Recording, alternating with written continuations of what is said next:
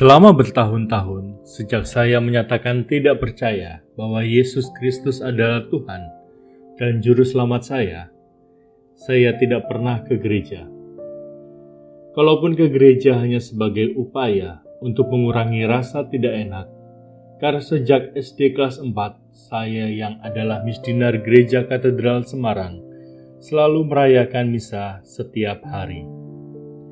Disposisi menjauh dari Tuhan saya rasakan cukup lama, sejak saya masih di semester 4 dan masih sebagai frater filosofan Serikat Yesus. Hingga saya memutuskan keluar dari Serikat Yesus tahun 2001. Keadaan itu berbalik 180 derajat ketika saya bertobat dan mengakui bahwa Yesus benar juru selamat saya di penghujung tahun 2015. Kitab Yoel 2, 12-13 yang mengajak kita, "Berbaliklah kepadaku dengan segenap hatimu, sabda Tuhan. Sebab aku ini pengasih dan penyayang, betul-betul real saya rasakan." Setahun selepas saya menyatakan tobat dalam satu retret Paskah tahun 2016 di Lembah Karmel, Cikanyere, saya kemudian rajin mengikuti Ekaristi.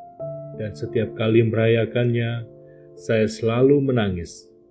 Bahkan ketika adorasi, saya merasakan kesedihan yang mendalam atas segala dosa saya. Sekaligus saya merasakan begitu dalamnya cinta Tuhan atas diri saya. Keadaan melawan dan tidak mau bersekutu dengan Tuhan, seperti disampaikan Injil Lukas hari ini, yang mengatakan, "Siapa tidak bersama aku, ia melawan aku."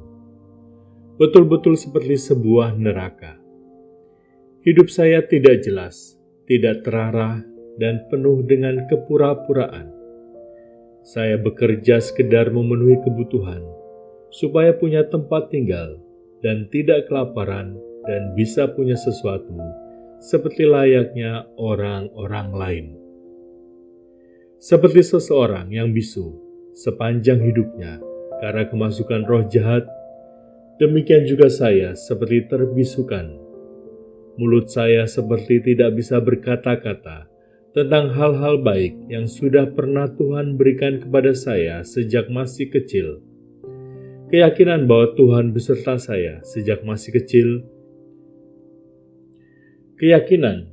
Tuhan beserta saya sejak masih kecil, hingga saya kemudian mengalami krisis itu lenyap.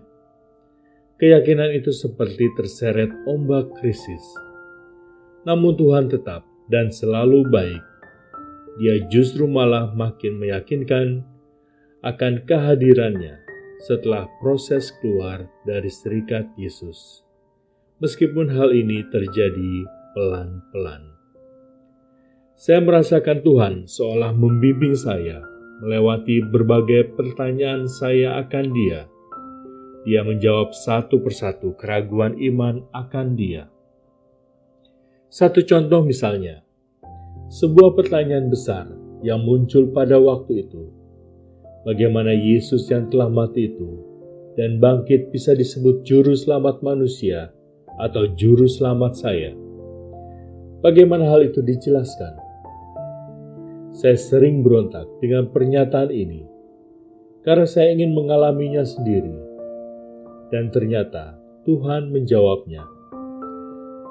Saya berulang kali merasakan kesakitan saat istri saya haid atau datang bulan, sementara dia santai-santai saja.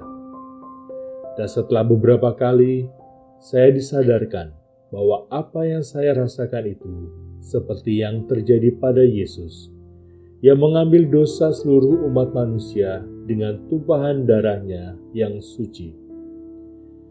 Cerita ini selalu saya ceritakan kembali kepada siapa saja yang masih belum percaya akan kasih Tuhan sesudah saya bertobat hingga kini. Karena itu, seperti Mazmur 95:1-2 yang berbunyi, "Pada hari ini, kalau kamu mendengar suaranya, janganlah bertegar hati seperti di Meriba, seperti waktu berada di masa padang gurun, ketika nenek moyangmu mencobai dan menguji aku. padahal mereka melihat perbuatanku. Marilah buka hati dan jangan berkeras diri. Tuhan memberkati.